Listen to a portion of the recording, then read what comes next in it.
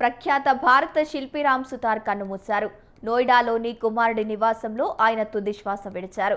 గుజరాత్లోని statue of unity, హైదరాబాద్లోని BR Ambedkar విగ్రహాన్ని రామ్ సుతార్ తీర్చిదిద్దారు. 1925 ఫిబ్రవరి 19న మహారాష్ట్రలోని గోందూర్ గ్రామం రామ్ సుతార్ జన్మించారు.